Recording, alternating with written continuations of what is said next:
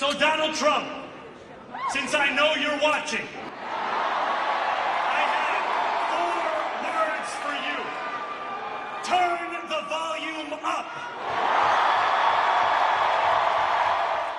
ప్రపంచ దేశాలకు షాక్ ఇచ్చే అమెరికా అధ్యక్షుడు డొనాల్డ్ ట్రంప్కే దిమ్మ తిరిగేలా చేశారు న్యూయార్క్ కొత్త మేయర్.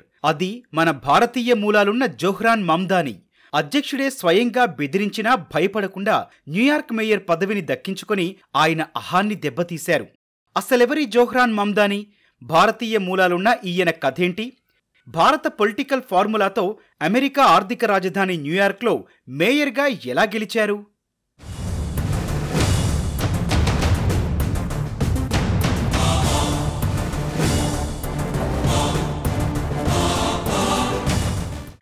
భారత్లో ప్రముఖ చిత్ర దర్శకురాలు మీరా నాయర్ కుమారుడే జోహ్రాన్. ఉగాండా జాతీయుడైన రచయిత మహ్మద్ మమ్దాని మీరా సంతానం ఆయన. జోహ్రాన్ వయసు 34 ఏళ్లు. ఈ గెలుపుతో అతి చిన్న వయసులోనే న్యూయార్క్ మేయర్గా ఎన్నికైన వ్యక్తిగా రికార్డు సృష్టించారు జోహ్రాన్. అంతేకాదు, ఈ పదవికి ఎన్నికైన దక్షిణాసియా మూలాలున్న మొదటి వ్యక్తిగా గుర్తింపు పొందారు. Zohran is he is a New Yorker who seems to love New York City and actually the people who live in New York City and actually wants to make this place a better place and I can't not love that. భారతీయ మూలాలున్న జోహ్రాన్ను ఓడించటానికి స్వయంగా Trump రంగంలోకి దిగినా లాభం లేకపోయింది. అంతేకాదు, communist భావాలున్న జోహ్రాన్ను గెలిపిస్తే బడ్జెట్కు మించి $1 కూడా ఇవ్వనని నగర ప్రజలకు ట్రంప్ వార్నింగ్ ఇచ్చారు. అయినా ఓటర్లు ట్రంప్ను పట్టించుకోలేదు. మరి న్యూయార్క్ మాజీ గవర్నర్ను ఓడించి మరీ గద్దెనెక్కారు జోహ్రాన్. న్యూయార్క్ మేయర్గా ఎన్నికైన తొలి రోజే తన ప్రసంగంలో ట్రంప్ను తీవ్రంగా విమర్శించారు జోహ్రాన్. భారత తొలి ప్రధాని జవహర్లాల్ నెహ్రూ చెప్పిన మాటలను గుర్తు చేస్తూ స్ఫూర్తి నింపారు.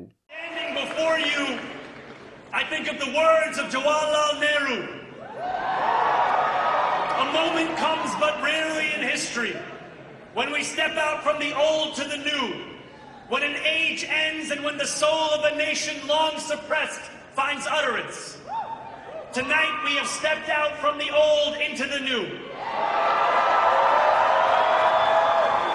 So let us speak now with clarity and conviction that cannot be misunderstood about what this new age will deliver and for whom.